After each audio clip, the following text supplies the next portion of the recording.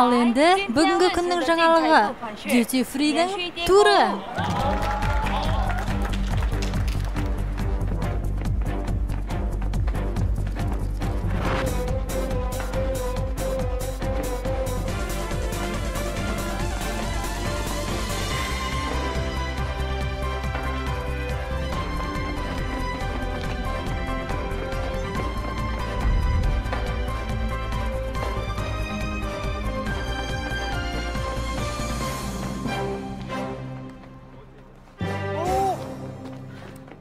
Не болып жатыр өзі? Мырза, қайшы гидті ұмытып кетуге болады? Сіз мүлде ерекше емессіз. Сол үшін де ұмытып кеттім сізді. Сізді автобусқа мініп кетті деп ойлаппын. Енді сіздердің дүкен аралауға бос уақыттарыңыз бар. Және сатып алуға арналған арнайы сатып алу жарнама қағазын ұмытпаңыздар. Шамамен бүгін сатып алмайтын заттарыңызды белгілеп жүресіздер. Мен мұндамын.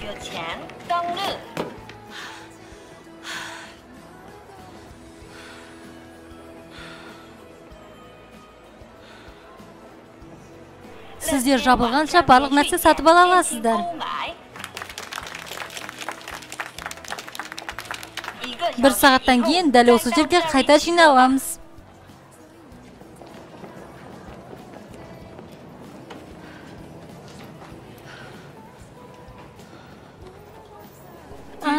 Сен ақыр келіпсің ғой. Ханшайымым.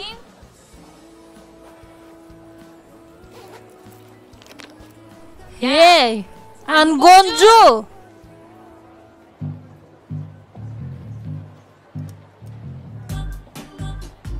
Уанбинна өзінің атына толық сай келеді. Оның сұлулығы жарқын, ал фигурасы арман. Біз бір күнде жұмысқа кіргенбіз. Ол менің барлық жағынан жақсы келетін қарсыласым. Ол менің соңғы қалған үмітімнен де айырады. Мен бір-екі туристі ұмытып кеткенін естіп жүредім, бірақ гидті естімеппін. Маған бір нәрсе өте қызық. Киім сатып алуға қай жерге барасың өзі? Кейде анда, кейде мұнда, не болып қалып? Жай осындай киімді сататын дүкен бар екеніне сене алар емеспін. Сен осығанда ақша төледің ба? Маған жонатын бөлмеге бару керек. Сен сондай қызықсың.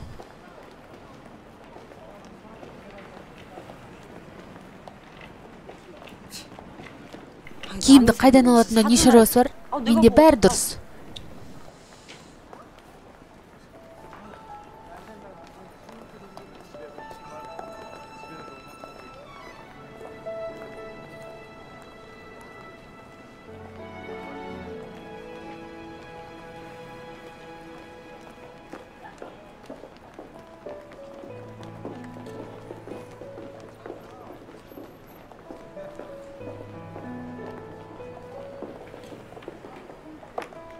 Өмірде сұлу қыздар өте көп. Жоқ, олай емес. Барлық әдем менен басқа.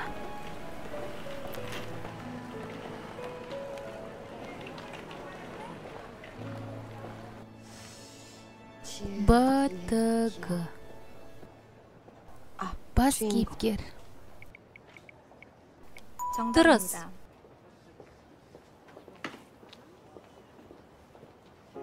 Өмірде мен сияқты қарапайым адам ешқашан бас кейіпкер бола алмайды. Бірақ мен өз өміріме ризамын. Барлық адам жарқырау үшін жаралмаған. Барлық адам комбина емес. Сенімділік. Жауап дұрыс. Егер өмірде бәрі оңай болғанда, Ой, кешіріңіз. Мен сізді байқамаппын. ештеңе етпейді. Бұндай жағдай жиі болып тұрады. Отырыңыз.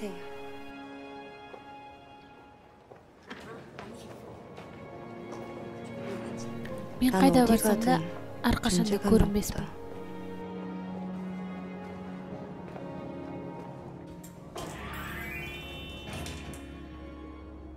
Барлық Duty Free'дің құпия ханшайым жасаушыларын тап. Сені трансформация күтуде.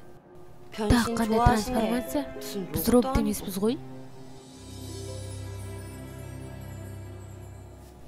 Сәлем.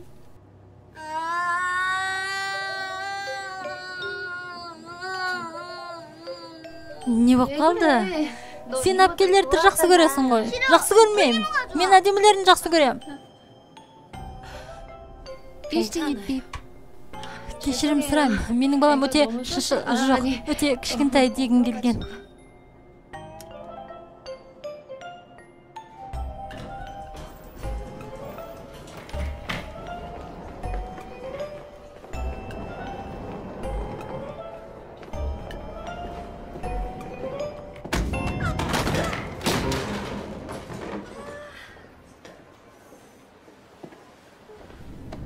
Бәрі жақсы ма?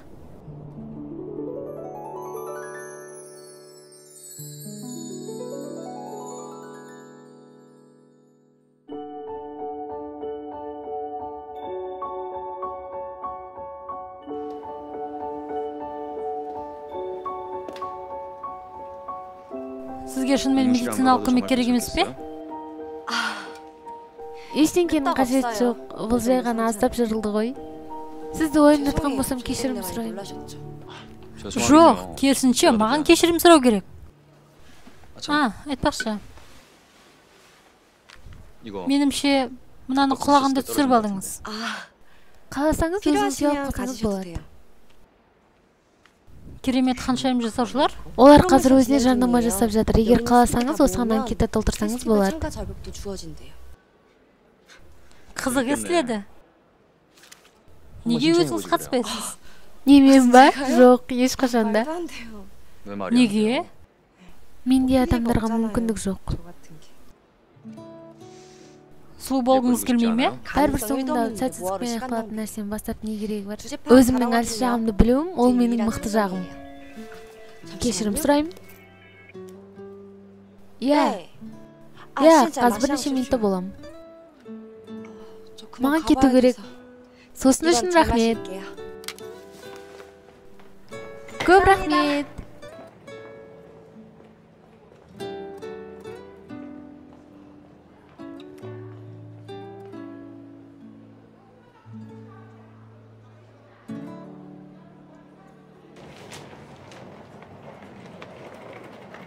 Сіз талон кітапшаңызды жоғалтып алдыңыз ба?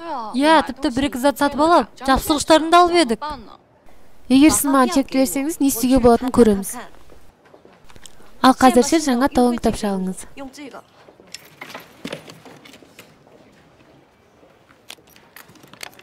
Не болып қалды? Мынау несі?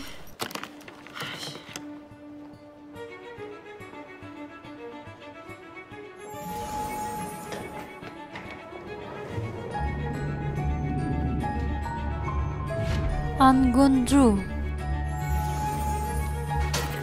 Өтініш, аздап күте тұрыңызшы.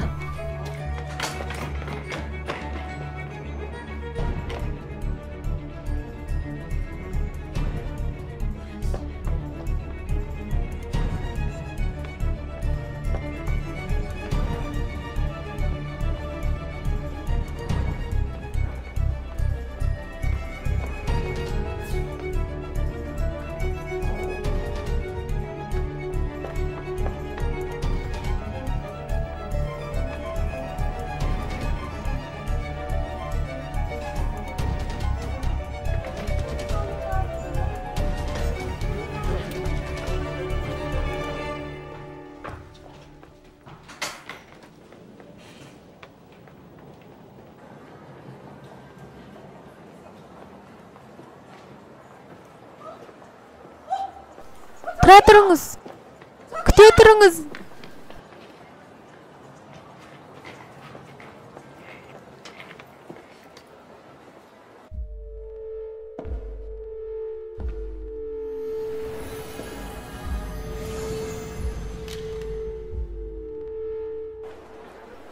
Не?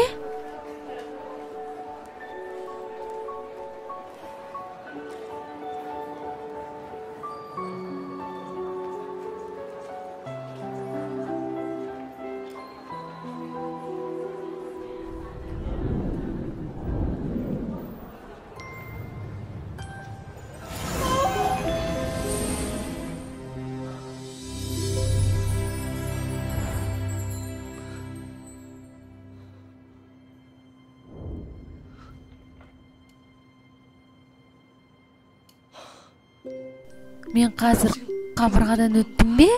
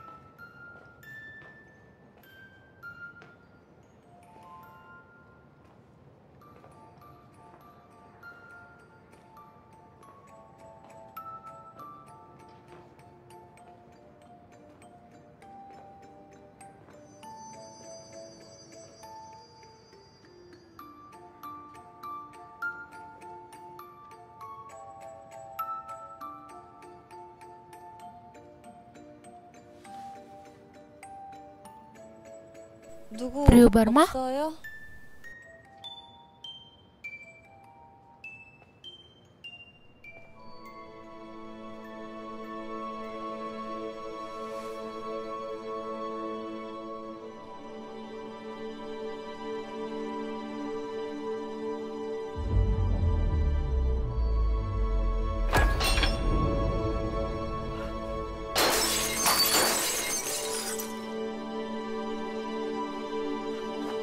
Жоқ, енді не істеймін? Бұл жерде не істеп жатсыз?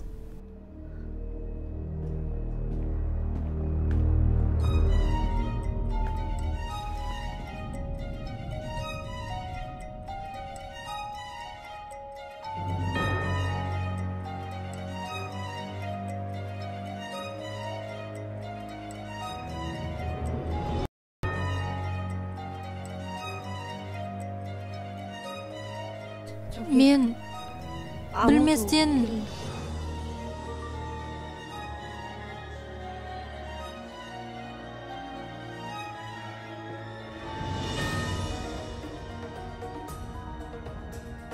Сіз не? Адамсыз ба? Бұл жерге қалай кірдіңіз?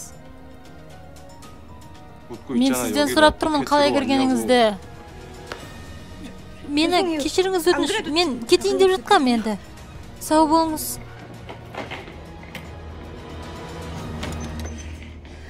Ол не айтқысы келді? Маған адамсың ба деп?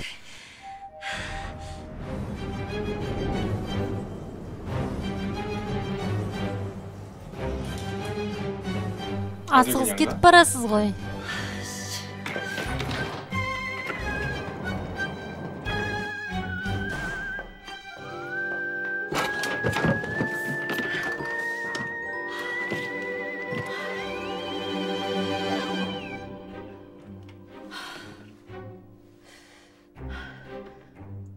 Сіз қазір менімен ойнап тұрсыз ба?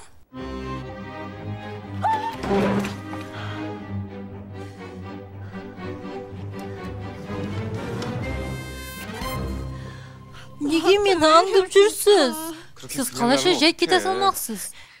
Маған кетуге мүмкіндік беріңіз. Мен иіссудың ақшасын төлеймін. Сіз ба? Қалай тұрсаңыз да сіз оған мүлде төлей алмайсыз. Не? Ол иіссу соншалықты қымбат па? Ол иіссуға 100 жыл болған. Жоқ. Неге? Ондай бағалы зат мында тұр, мұражайда емес, а? Сіз шынымен де қайда екеніңізді білмейсіз бе? Әрине білмеймін.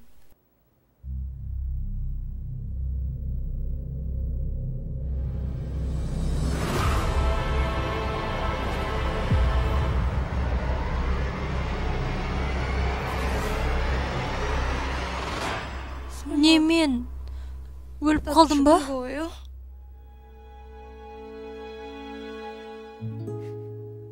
Солай секілді.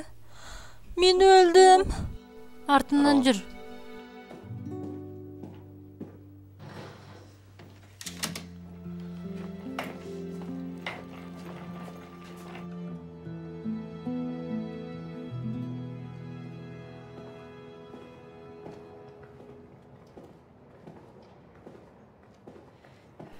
Кешіресіз.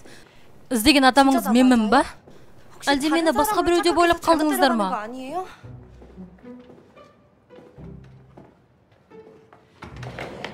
Менің атым кім өзі? Неге атыңызды менен сұрап тұрсыз?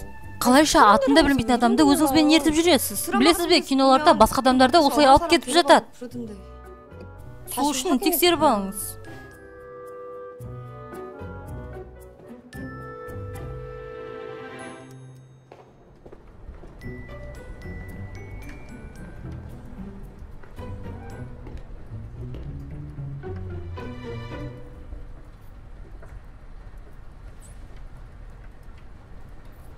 Неге тоқтап қалдыңыз?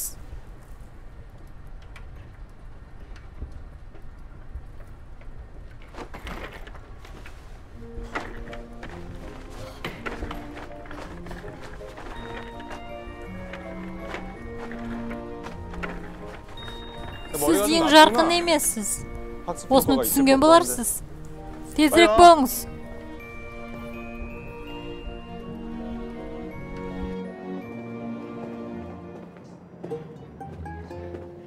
Кешіресіз, маған бір нәрсе өте қызық. Біз бұрын кездеспеген бедік. Олай ойламайым. Міне, мынаған қараңызшы. Мынау сізге қатты ұқсайды.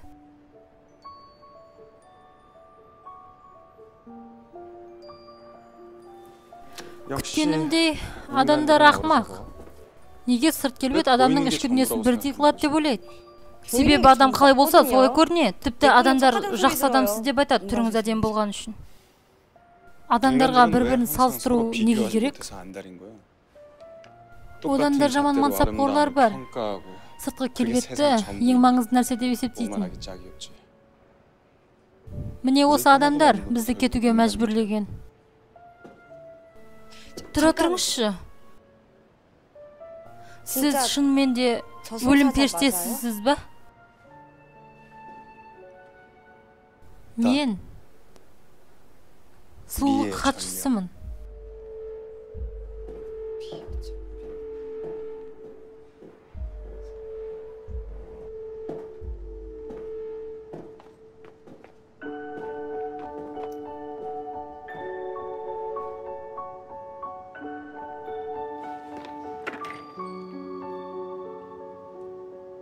Сізге не болып қалды? Мен айнаға қарағанды ұнатпаймын.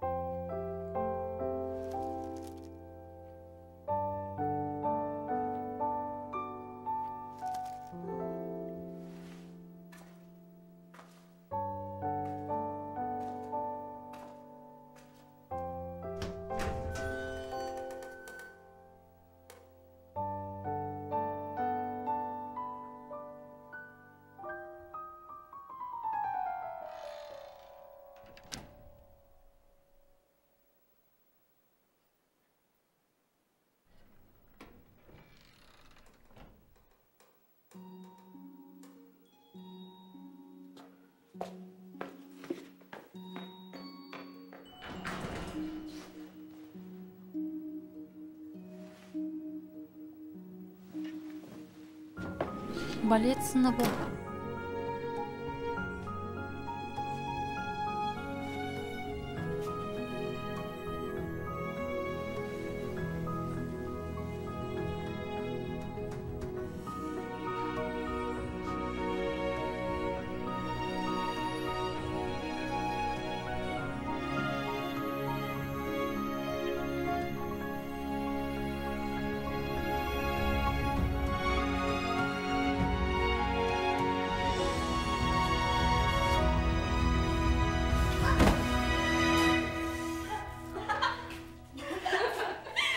Құдайым-ау, мынаусы несі тағы?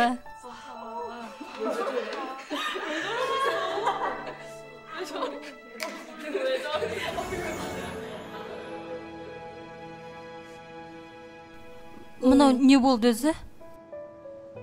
Мына айнаның әрбірі сіздің қатты есіңізге алғыңыз немесе ұмытқыңыз келген кездерді көрсетеді. Меніңше сіз ешқашан есіңізге алғыңыз келмейтін нәрсені көрдіңіз.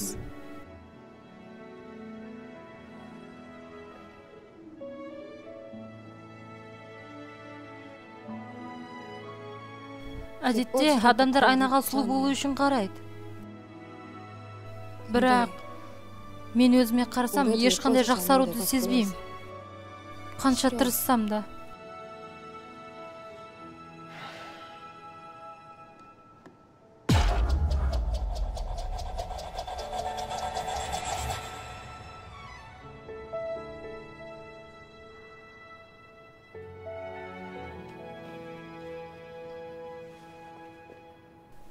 Біз бірінші кездескен бір нәрселерді өмірде тек бір-ақ рет көресің. Бірақ оны бір рет көре салсын мен, оны қайта-қайта кейіннен көргің келе береді. Бірінші барған жеріңіз, ол сізге қымбат жер, әрқашанда болғыңыз келетін жер.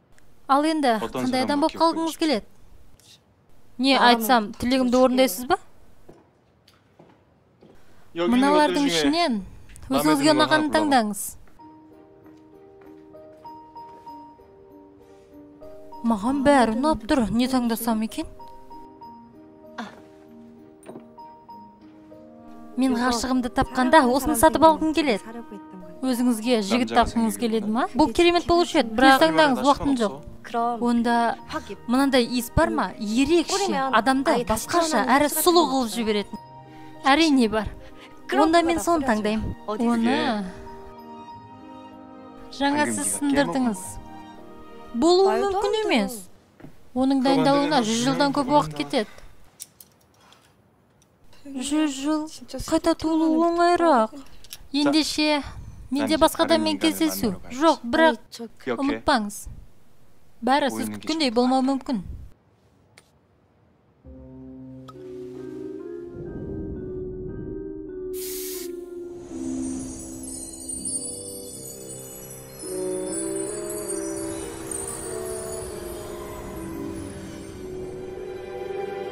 Сен мұнда не істеп отырсың? Мен сені дәретханада құлап қалдым ма десем? Неге қоңырауларға жауап бермейсің? Немене, мынау түс болды ма?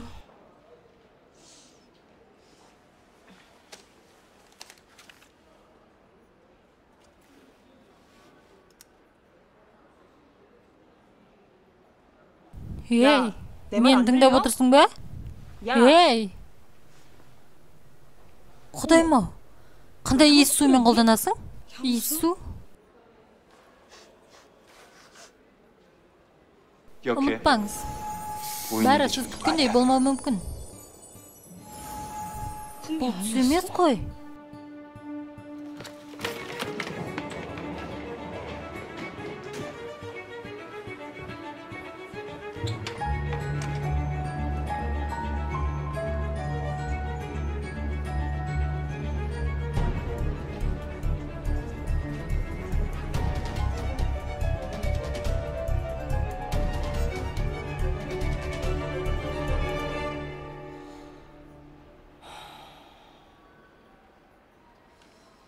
Түрінен қарасаң жай қабырға. Қызық, мен қалай өтіп кеттім екен?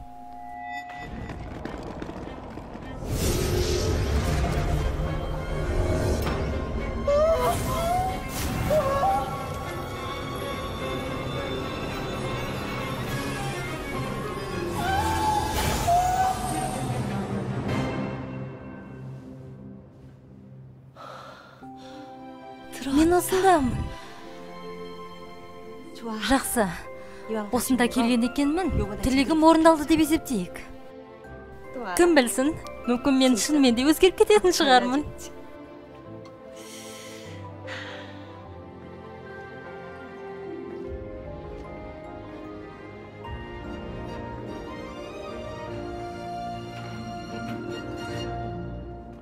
Мұнда біреу бар ма? Бір нәрсе іздедіңіз ба? Неге бұлай қарап тұрсыз? Бір түрлі екен. Кешірім сұраймын. Өтініш, бір нәрсе сұрасам, сіз шын адамсыз ба? Сіз бірінші рет емессіз ғой мұнда, солай ма? Сізде сұлулық хатшысыз ба? Тасқаны қуаныштымын. Мен қарсымын. Сіз басыңыздан аяғыңызға шейін өзгергіңіз келеді. Мен қарсымын. Қалай білдіңіз? Мен бұл жерде 1000 жылдан бері өмір сүрем. Бірінші рет кездесіп тұрған жоқпын сіз секілді адамдармен. Бір қарағанның өзі жеткілікті түсіну үшін. Мен сізді адамдарға көмектеседі деп ойлаппын. Мен жай хатшы емеспін, түсінікті ма? Сөзіңізді аяқтасаңыз, кетсеңіз болады. Жарайды. Айтпақшы, сіз осындай жүкпен жүрген адамды кездестірмедіңіз бе? Біз чемодандарымызды ауыстырып алдық. Ендесе оны таба алмай жүрмін. Егер бір нәрсе іздеп жүрсеңіз, табылған заттар орнына барыңыз. Табылған заттар? Ол жерге қалай барсам болады? Бұл нағылған жер өзі баспалдықтан түсіп келе жатып та таба алмайтын.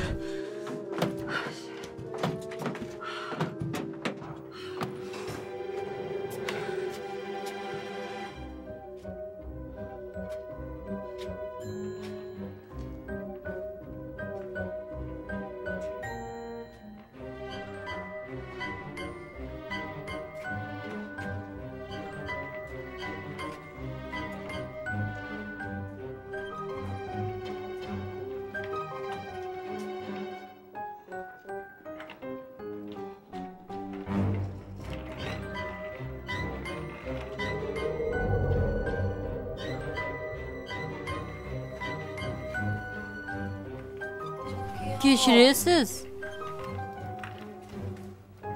Мұнда біреу бар ма? Кім ол? Менің қолым бос емес.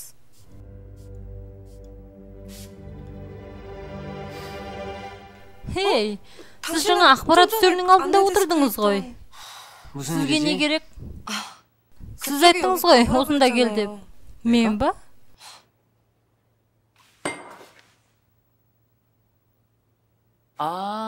Чемодан. Менің келгенім чемоданнан маңызды емес.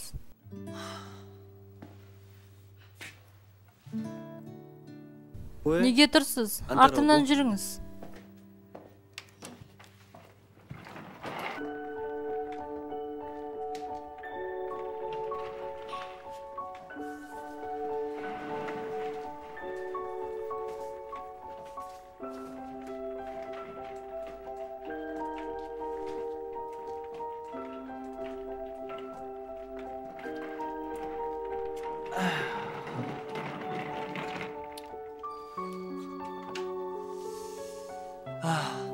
Жақсылап қараңыз, іздеңіз.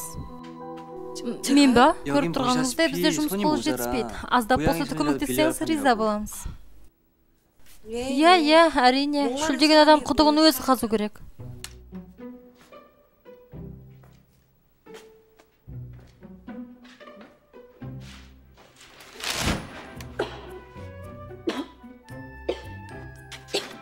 Мынаның бәрі табылған заттар ма? Тура көне заттарды ақтарып жатқандаймын. Оны қашан жоғалтын дедіңіз? Бізде сақтау мерзімі 100 жыл. 100 жылдан кейін олар лақтырылады. 100 жыл? Мә, саған. Ал жақында келген не нәрсе бар? Алдыңызда қалпақ қорап, абайлаңыз.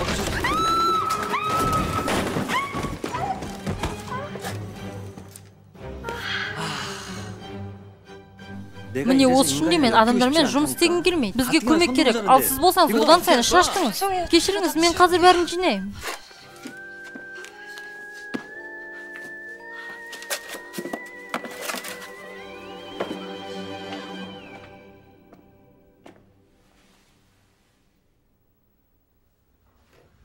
Мынаны алып, өзіңізді қалпыңызға келтіріңіз.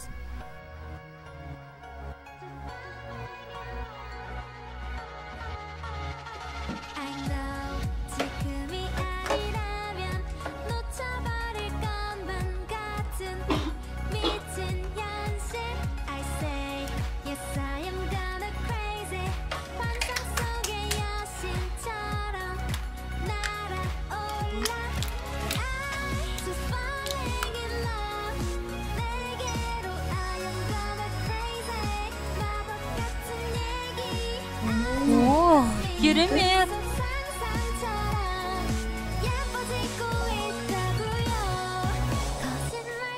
Мен көзіме көрген киімге ауыстыра салдым. Ол маған жараспайды, Мә, саған. Ол сізге шынымен жараспайды. Онда мен өзімнің киімімді кием.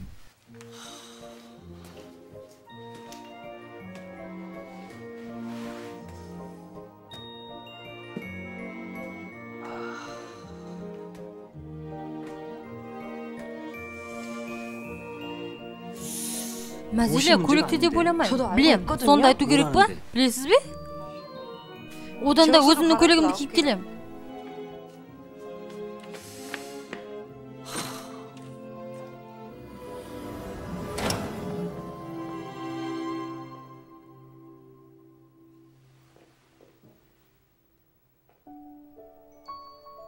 Мынау не болды?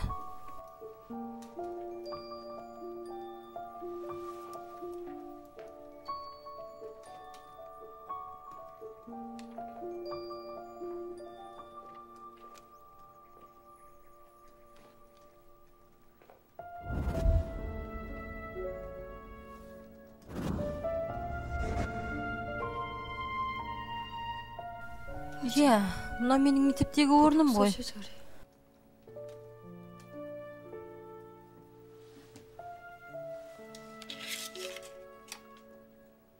Мен сені саябақта күтем, Юан.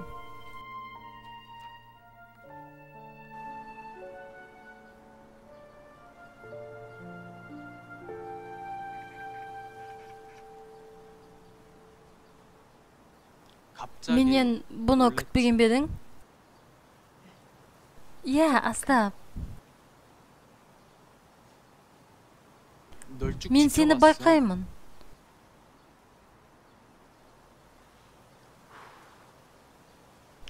Сен ұнайсың. Маған.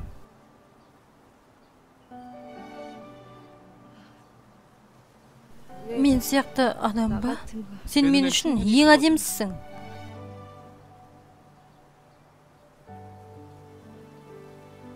Сен менің қызым боласың ба?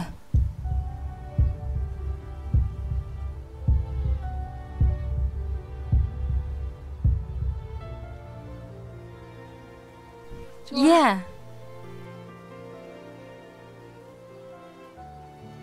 Ей, уақыт жаздың ба? 25 секунд. 25. Жолымнан қаш.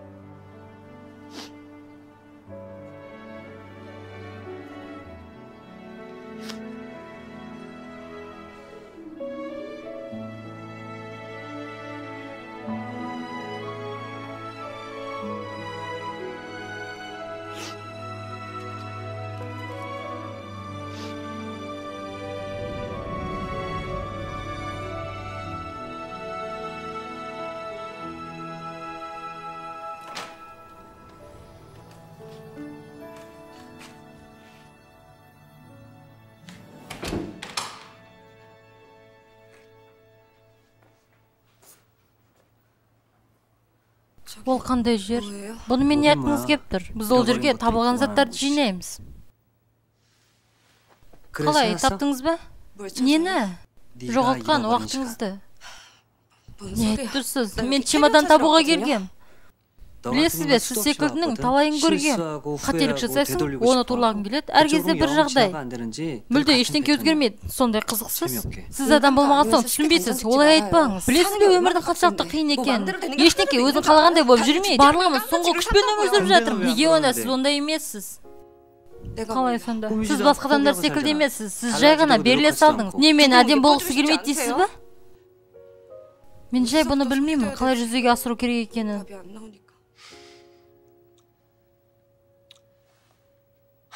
Жарайды.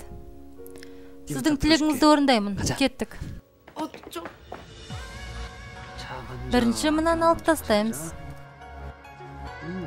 Жаман емес. Қане қарай.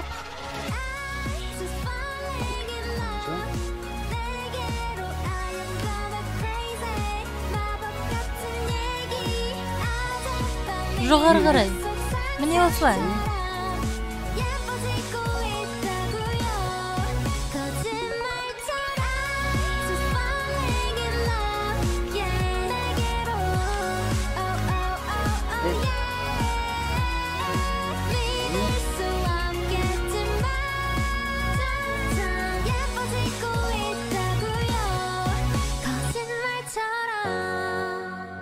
Әдеттегіден қиынырақ болды, бірақ жаман емес. Қане, қараңыз.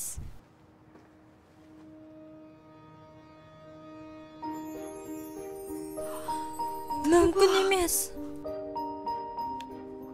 Мұна шынымен де менмін ба? Адамдарға әрқашан дәлел керек. Не, өзіңізді шымшып жатырсыз ба?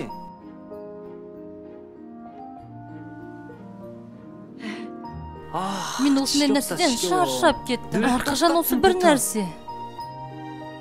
Тыңдаңыз.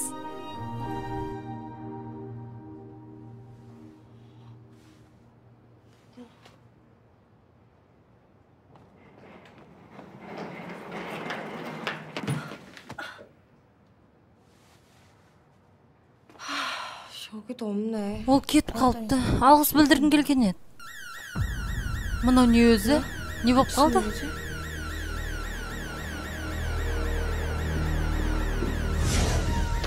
Жаңнан жылжы ма?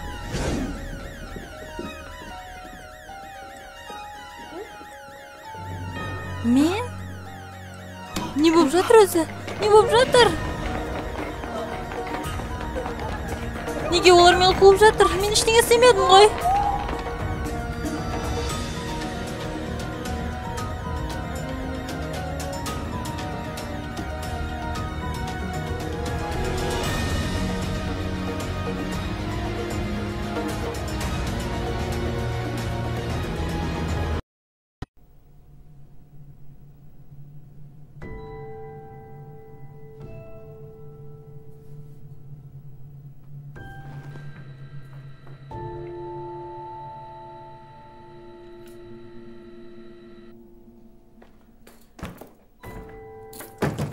Ей, мұнда біреу бар ма? Ашыңдаршы! Шулады доғарыңызда отырыңыз.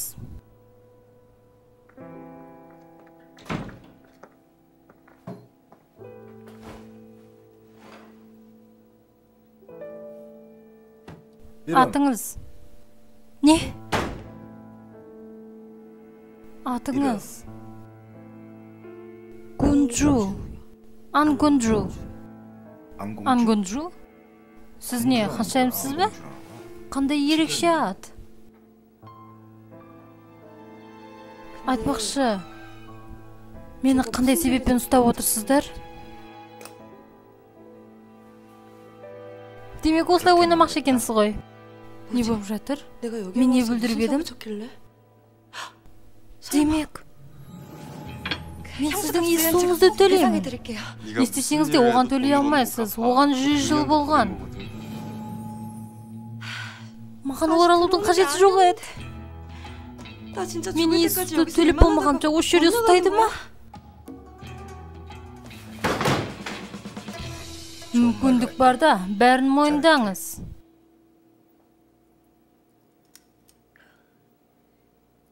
Маған адвокат керек.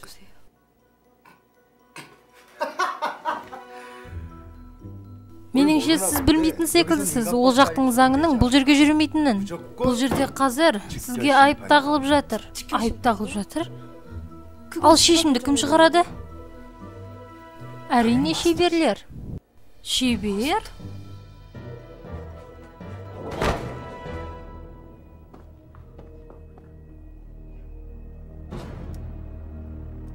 Қалай дәтің барады? Иіссудың ақшасын төлейм. Кетуге рұқсат етіңізші. Оны өлтіріңдер.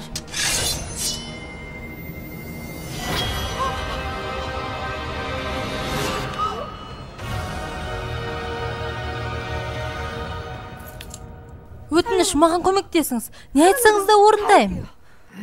Бұны сізге ертерек ойлау керек еді. Жақсы, ұрлаған тақыншақтарды қайда құрттыңыз? Сіз бағалы заттарды ұрладың деп тұрсыз ба? Сіз ойнап тұрсыз ба? Мен жай иіссуды сындырдым, басқа ештеңе істемедім. Мен ешқандай бағалы зат ұрламадым. Сеніңізші өтініш. Қане тексерейік. Өтірік ба, шын ба? Тұрыңыз. Жақсы. Қане тексерейік.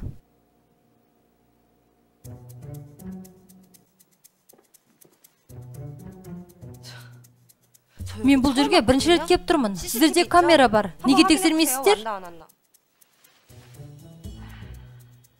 Бұл тура камера жұмыс істемей тұрған уақытта болған.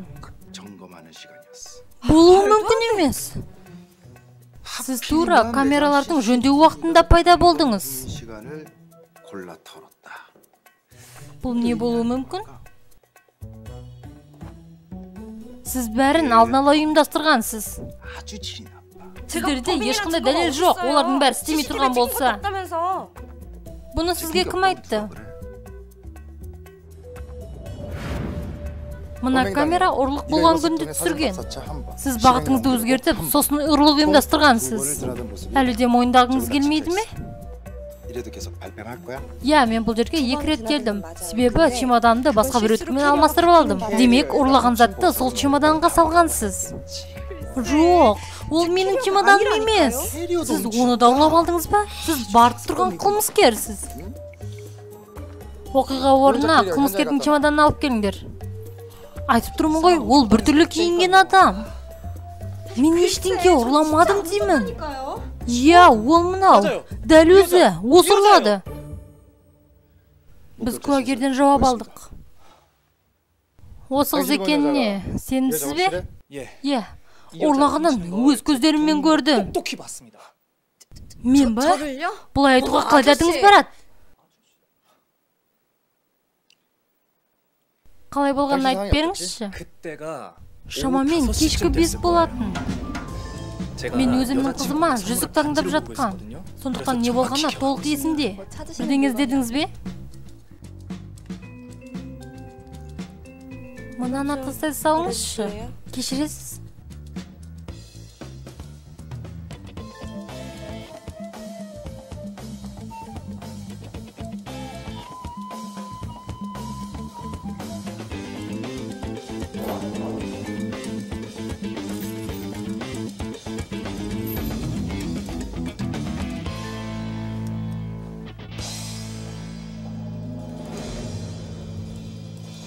Міне, осылай болды. Тек, мына ертекке сеніп қалдым демеңізші, менімше бұған сенуге болады. Жақсы, мен оны ұрлаған болайын. Солай бола салсын. Сіз мойындап тұрсыз ба? Баста осылай істеу керек еді. Ұрланған зат қайда онда? Қайда? Қайда кеткен өзі? Ауаға ұшып кеткен бе? Есімде. Ол оны чемоданға салған. Я, оның ішінде әбден болуы мүмкін. Жақсы. Егер ұрланған зат соның ішінде болса, мен айыбымды мойындаймын. Чемоданды ашыңдар.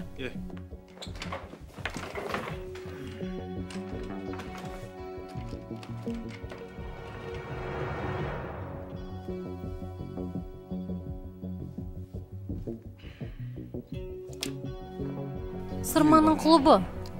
Мен білмейм. Онда бұзыңдар.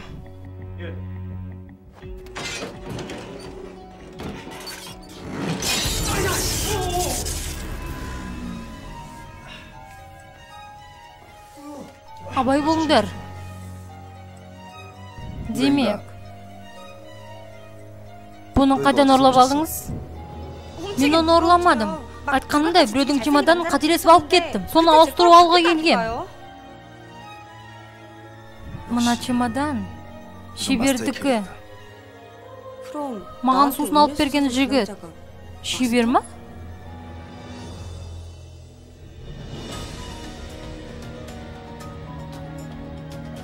Сіз шебермен кездестіңіз бе? Иә. Сол үшін де мен осында кеп қалдым.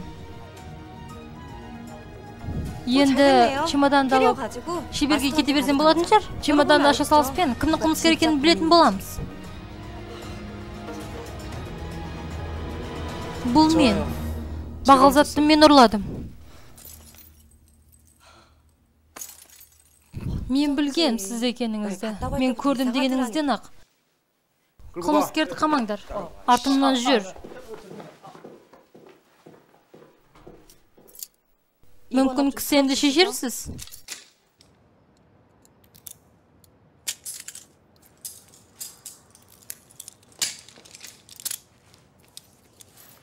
Сіз енді қайтасыз ба?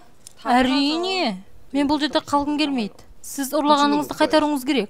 Тағы бастадыңыз ба? Менің жүрегім. Мынасы несі? Неге ол бірден өзгеріп кетті? Мен бұрын бұндай қызды кездестірмеппін.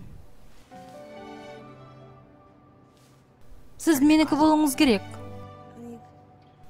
Мен сізді қобалжытып жібердім ба? Бұл нағылған әзіліңіз?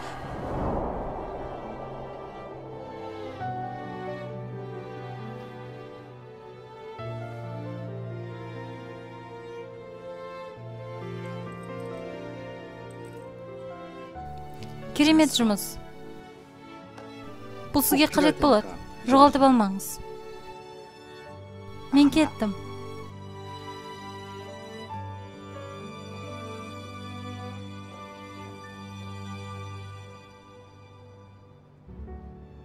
Айтпақшы, чемодан. Ал мен шеберді қалай табам? Тұра тұрғызшы. Айтып жүріңізші.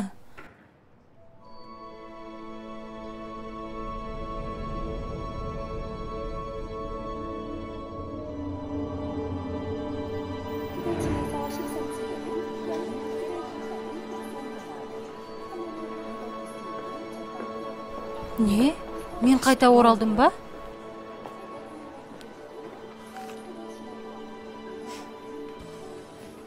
Мен осы уақытқа дейін не істеп жүрсің деп ойласам? Осы үшін жүрдің бе? Неге сен бұны қатты алғың келеді? Сен не? Шынымен де осы қолыңнан келеді деп ойлайсың ба? Өтініш, одан да өз жұмысыңмен айналысшы. Өзгерудің мүмкіндігі шектеулі. Одан да қайта туылған оңайырақ болады.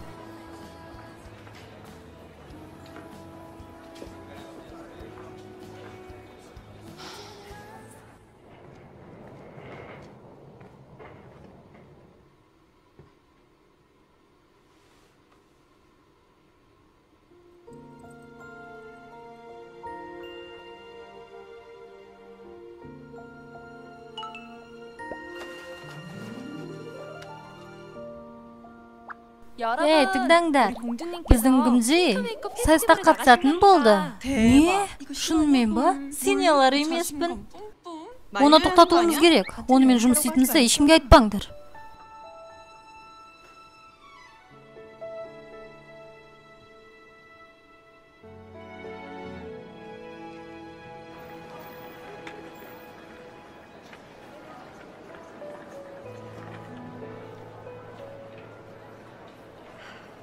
Бұның барлығы чемоданның әсерінен. Бос үміт.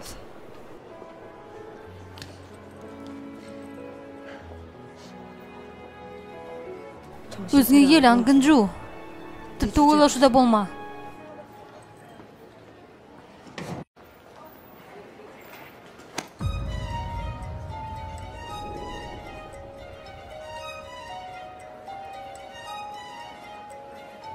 Сен маған керексің.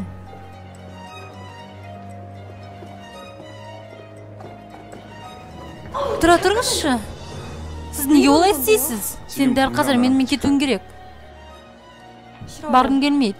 Мен жайыма қалдырыңыз. Айтып тұрмын ғой. Сен маған керексің.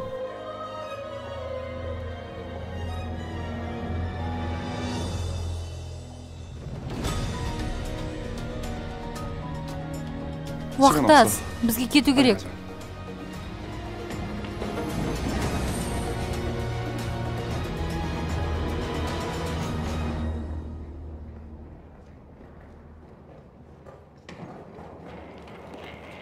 Бұл жерге не болды? Бір нәрсе болып қалды ма? Не болып қалды?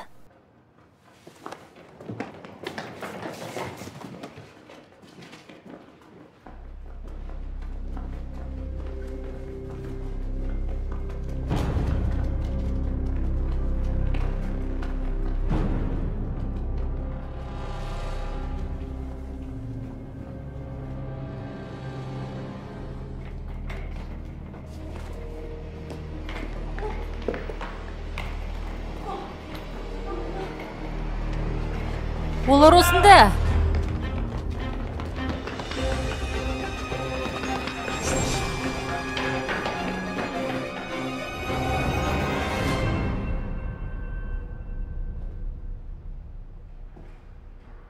Олар кім еді? Қараңғылықтың елшілері. Бізді олардан қорғайтын қабырғамыз бұзыла бастады. Неге? Біз көмектесіп жатқан адамдар бізге күмәнданса, біз күшімізді жоғалтамыз. Демек, бұл жердің өзгеруінде менің күнәм бар ма? Сол үшін де сен маған керексің. Кеттік.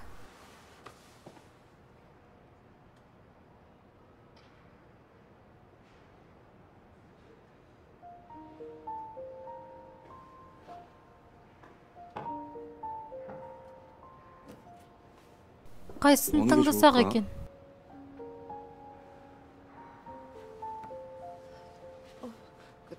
Бұндай аяқ киімге менің аяғым тым жаман. Адамдардың күмәні күшейген сайын, қараңғылықтың да күші күшейе түседі. Неге таңдау маған түскен білмеймін. Мен ештеңе істей алмаймын. Сен осында күте тұр. Мен барып қарап келейін. Кетпеңізші. Қорқпа. Мен сені қорғаймын.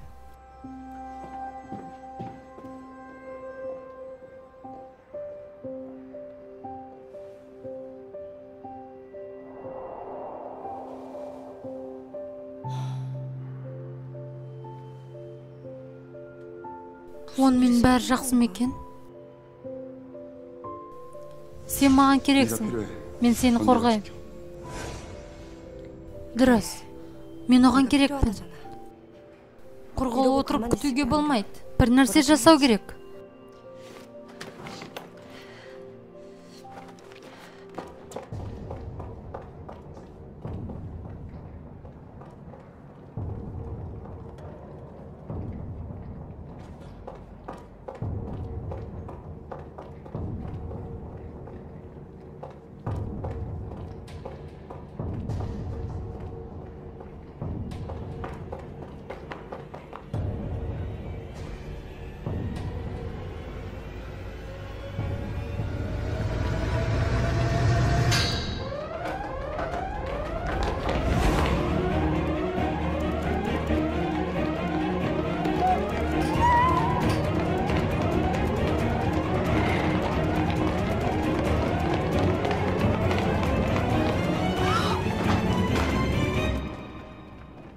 Бәрі жақсы ма? Мен ойымдадым ғой.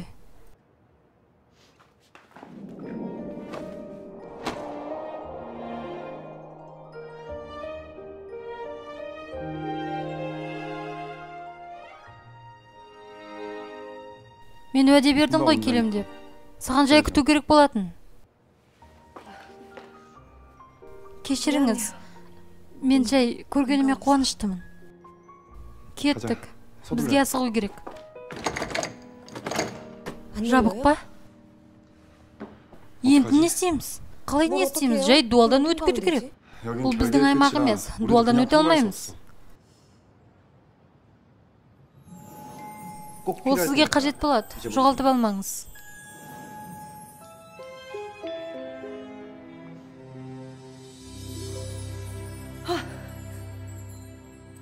Мынау көмектесе алады ма? Мен айттым ғой, сен маған керексің.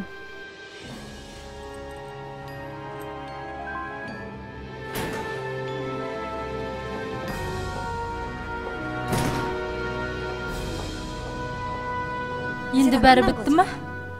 Жоқ. Бізге шебердің чемоданын ашу керек. Мынау ма? Мен оның кодын білмеймін. Тек сен ғана оны аша аласың. Не істесем екен? Кілет.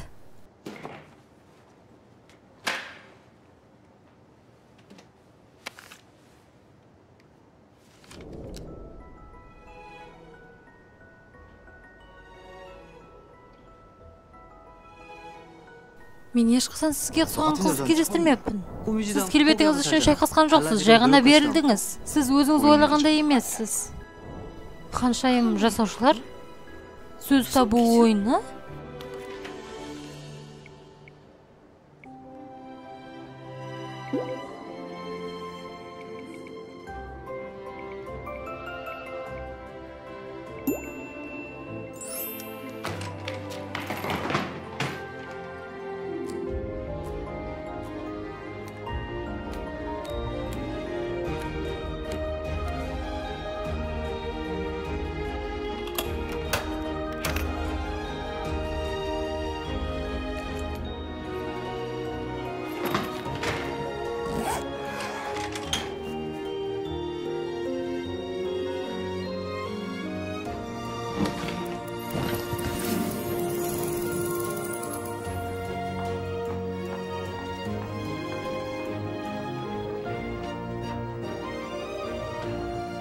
Бұл қай жер?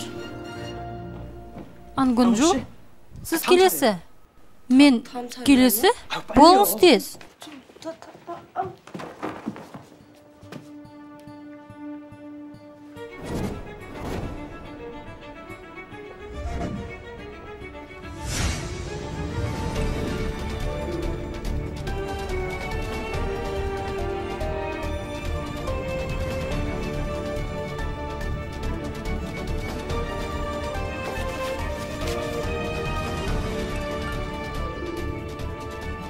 О, жоқ. Бұл түс болсыншы өтініш. Анжу, е? Қызық, сіз қатысу себебіңізді әріп ретінде белгілеп қойыпсыз. Я, Т, Х, Б, П. Бұл не мағына береді? Бұл не өзі? Мен айтып берейін. Нөмір 7-ші қарсылас жауап бермекші. Мен де ханшайым болғым келеді.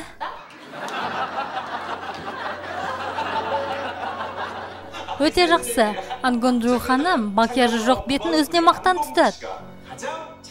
Қане, мынаған қарайық.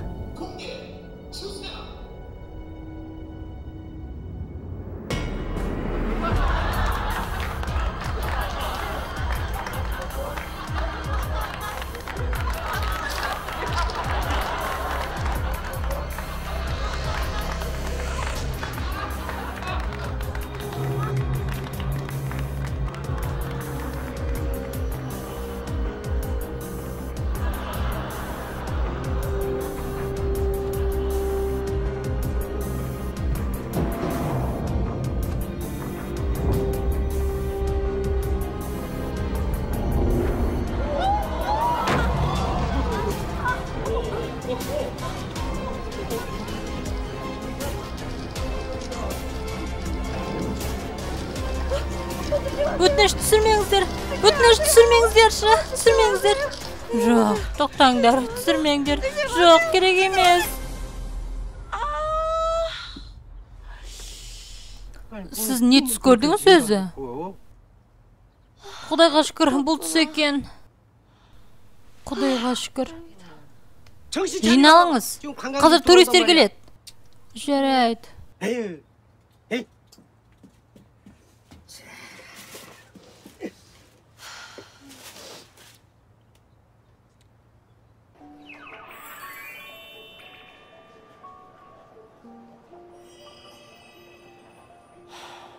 Шынымен де бұның бәрі түс болды ма?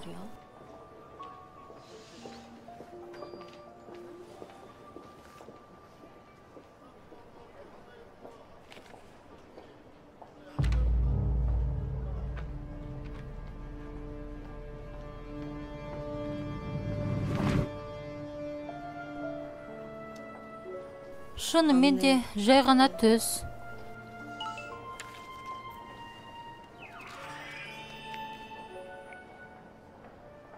Сіздің ханшайымдар конкурсына қатысам деген сұранысыңыз қабылданды.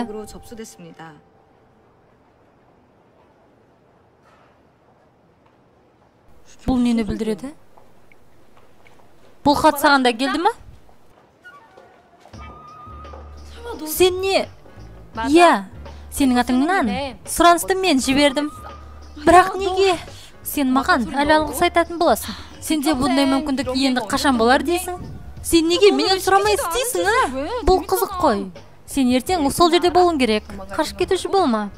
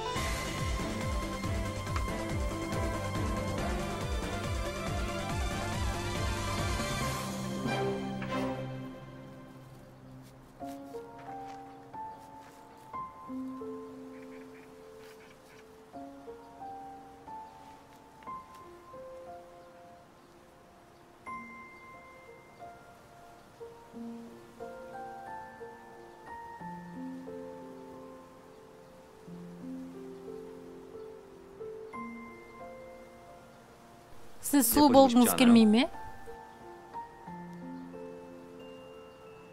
Есіңізде болсын. Барлығы сіз ойлағандай болмауы мүмкін.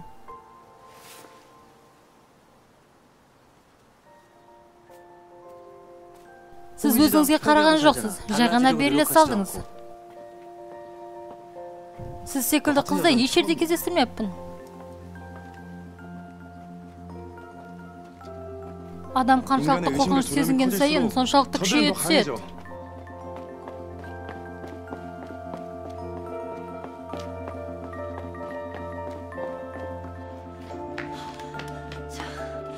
Кешірім өтінем.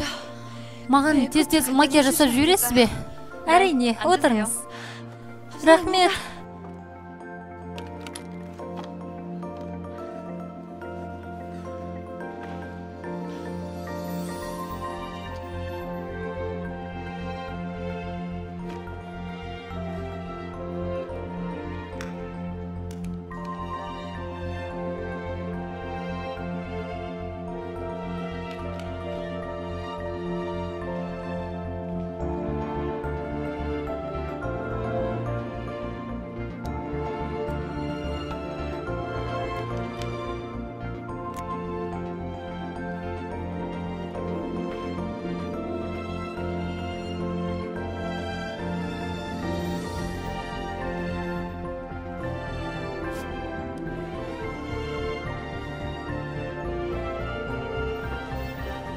Аджуси, я, осында.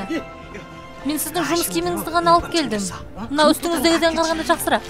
Көп рахмет. Рахмет сізге.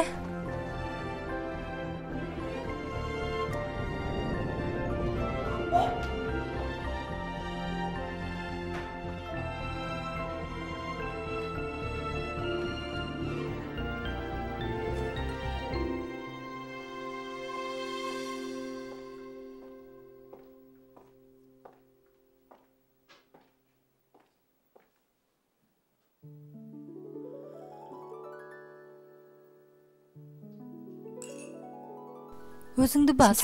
Ол, жай ғана ұқсас жігіт болуы мүмкін.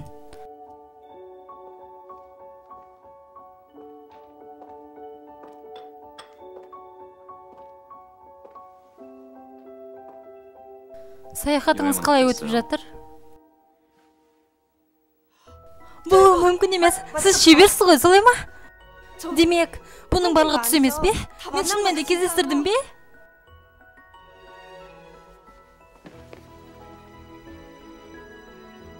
Бірақ сіз конкурсқа кешікпеу үшін асығуыңыз керек емес пе?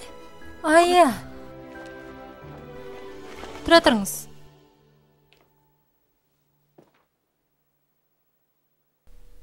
Күте тұрыңыз.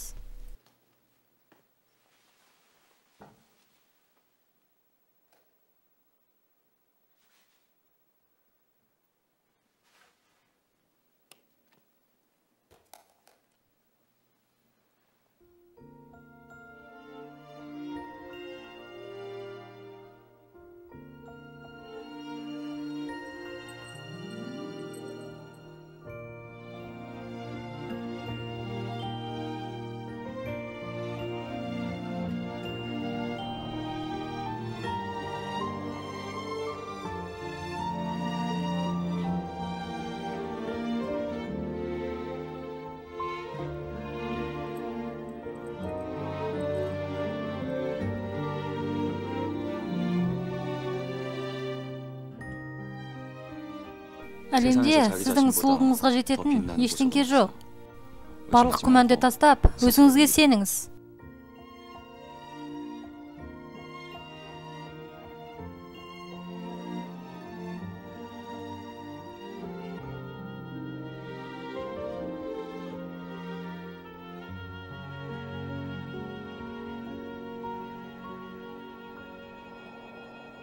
Ханымдар мен мырзалар, қатысушыларды қошеметпен қарсы алайық. Енді барлық қатысушылар бастауға дайын ба? Иә. Тұра тұрыңыздар.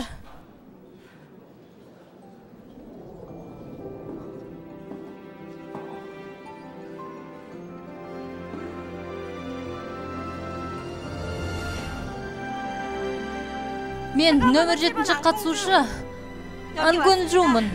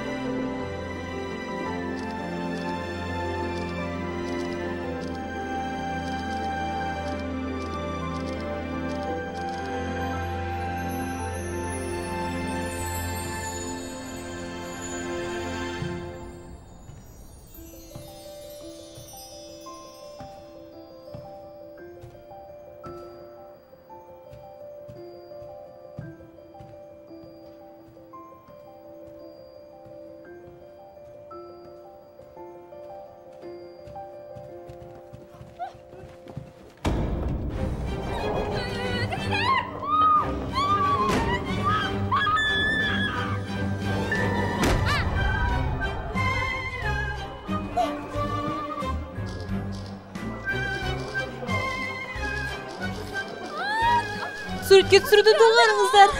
Қажет емес. Түсірмеңіздер.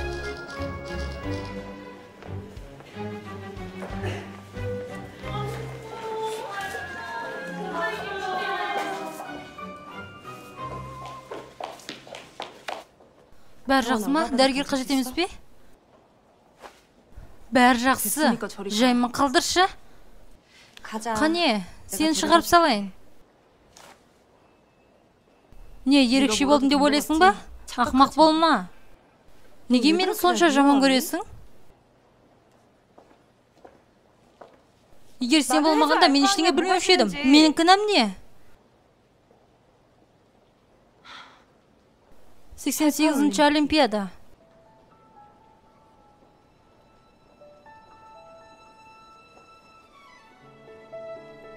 Мені мектепте осылай атаған. Себебі мен 88 килограмм болғанмын.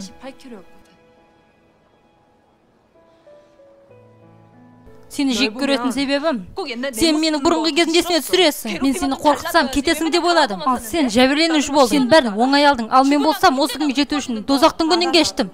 Білемін. Енді білемін.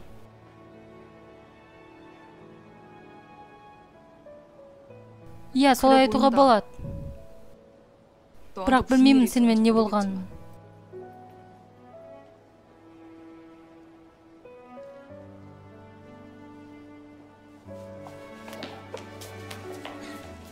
Мен айтсам, сен сенбейсің де. Мақтануды доғар.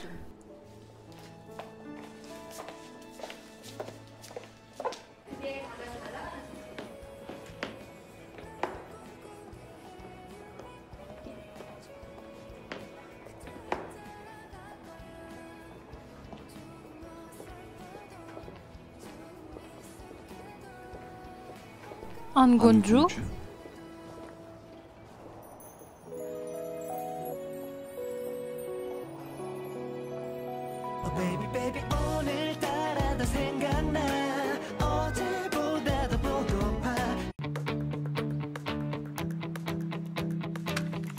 Бәріне сәлем!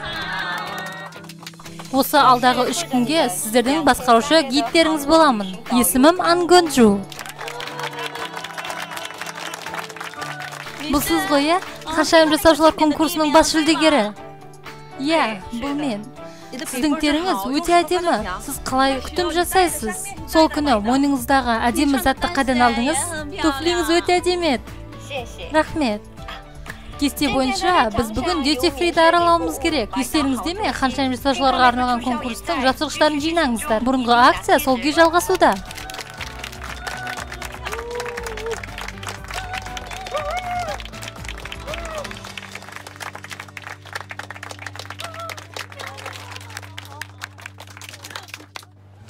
Ал қазір барлығы саудаға кірісуіне болады. Дәл осы жерде 1 сағаттан кейін кездесеміз. Бүгін сатып алып үлгермеген заттарыңызды Duty Free дүкенінен сатып алуыңызға болады.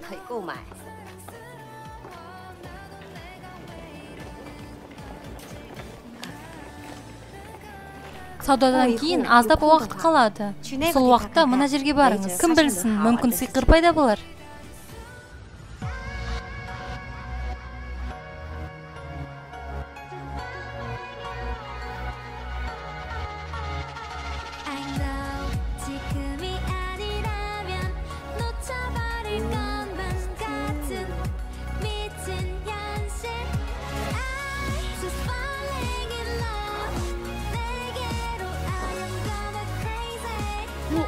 Жақсы сергітеді екен. Мына сөмкенің моделі өте танымал. Өте сүйкімді көрінеді. Бұның дизайны маған ұнады. Директор осында.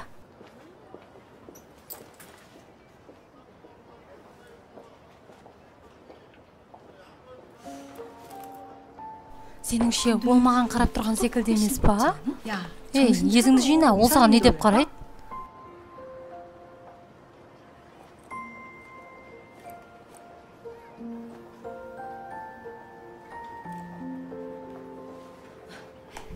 Мен кеште келем.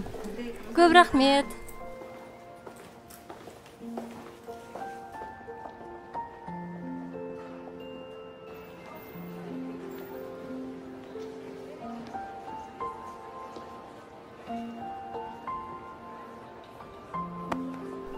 Жайыңыздан қимылдамаңыз. Сіз не, ергіп жүрсіз бе? Неге артымнан аңдып жүрсіз? Қимылдамаңыз. Мен сіз ойлағандай жаман емеспін.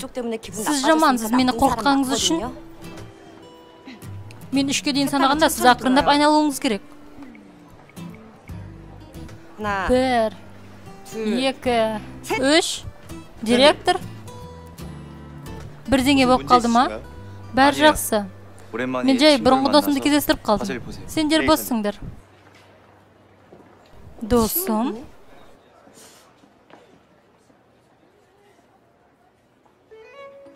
Сехун? Бұл сенсің ғой? Көп уақыт өтіп кетті. Сен шынымен де мен білген Сехунсың ба? Мен де баста танымадым. Мен күмәнданып қалдым. Сен 2 күннің ішінде қатты өзгеріп кеткен соң. Не? Біз кездесіп едік? Есіңде жоқ па?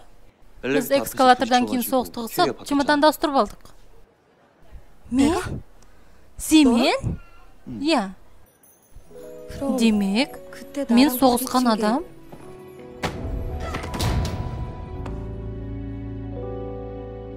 Шебермен емес, Сехунмен ба? Мен тағы да кездескім келген. Кайта кездескеніме қуаныштымын. Мен де.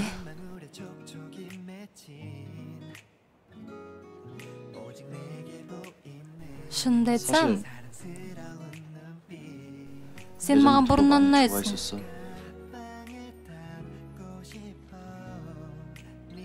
Мен ешқашан өз мүмкіндігімді жіберіп алмаймын.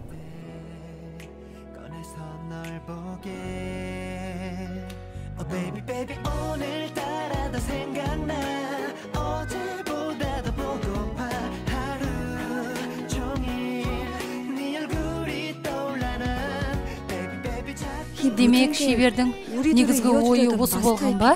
Екеумізді қосқысы келді ма? Көп рахмет, шебер. Біздің чемоданымызды ауыстырып жібергеніңіз үшін.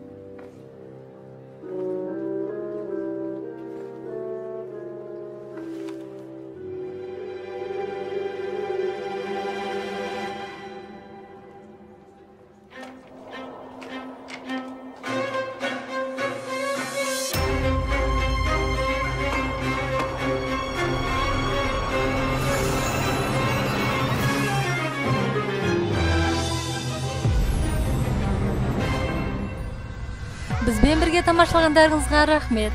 Аударған және дыбыстаған Эмма.